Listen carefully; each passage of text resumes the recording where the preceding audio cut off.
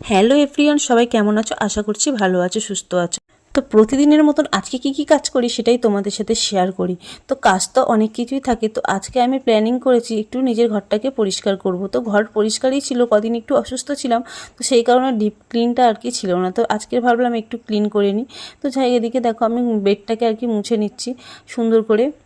আজকে সকাল থেকে উঠেই ভেবেছি না আজকে কাজ করতেই হবে, মানে একটা এনার্জি নিয়ে লাগে না। আমরা দেখবে অনেক সময় কাজ করতে চাইলেও ইচ্ছা হয় না, যেন ল্যাথ খেয়ে থাকি। তো আজকে মনে হলো না একটুখানি মানে কাজটা করেই নিই।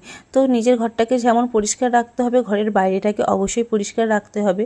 তো আমি শুধু ঘরের মধ্যে ভিডিও করছি বলে তোমাদের ঘরের ভিতরটাই আর কি তোমাদের সাথে শেয়ার করছি। বাইরেটা সেইভাবে ভিডিও করা হয় না, কারণ ক্যামেরা ধরার লোক থাকে না। তো আমি ঘরের মধ্যে সেট করে ক্যামেরা সেইভাবেই তোমাদের সাথে আর কি ভিডিওটা করছি। সেটা তোমরা পরে বুঝতে পারবে যে কীভাবে ক্যামেরাটা সেট করা আছে। তো মোটামুটি আমি এক এক করে সব কিছুই ঘরের মধ্যে সব পরিষ্কার করে নিচ্ছি।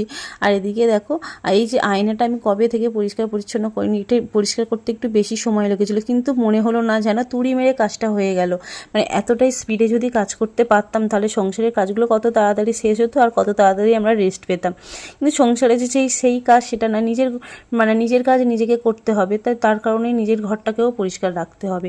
আর এই যে দেখো আমি বেডশিটটাও চেঞ্জ করে নিয়েছি। আর দেখো প্রতিদিন কিন্তু আমি আগে ব্রাশ করি, আজকে কাজের মানে এর মধ্যে এত ছিলাম যে আমি পরে ব্রাশটা করছি। তো যাই হোক, ব্রাশ ট্রাশ করে এসে ঘরটাকে ঝাড়ু দিয়ে নিয়েছি, নিয়ে ঘরটাকে আমি মুছেও নিয়েছি।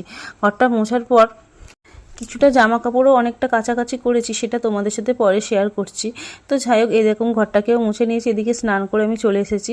তো স্নান করে চলে আসছি। আর এদিকে দেখো আমি শাড়িও পরে নিয়েছি, কারণ এই যে দিনে আমি একবার শাড়ি পরবো, কারণ যখন ঠাকুর ঘরে যাই শাড়িটা আমার পরতেই হবে।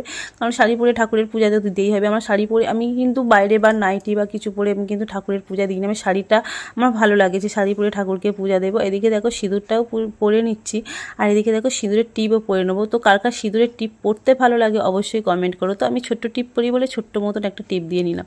আর আমি কেমন ভুলো মন দেখো, সবাই আগে ক্রিম মাখে, তো আমি ক্রিমটা পরে মাখছি, মানে ঝাঁতা ব্যাপার। তো যাই হোক, এটাকে এড়িয়ে চলো, আমি তোমাদের সাথে শেয়ার করবো বলে আর কি ভিডিওটা আর কি দেখালাম। ঠাকুর ঘর থেকে ঘুরে চলে এসেছি, এসে ঘরের ঠাকুরের একটু মালা ডালা দিয়ে নিচ্ছি। আর বলেছিলাম না সকালে অনেকটাই কাছাকাছি করেছি, সেগুলো আগে একটু শুকিয়েই এসেছে।